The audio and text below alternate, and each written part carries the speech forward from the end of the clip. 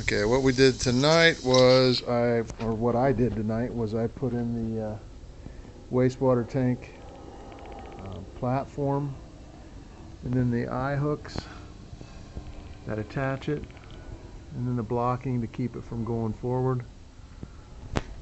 You can see that. And then I tested an area for Bondo. And go ahead and Bondo the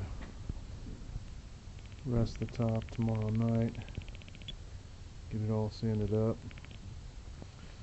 so that we can put the laminate down. And this is the back side of that platform. Pretty basic.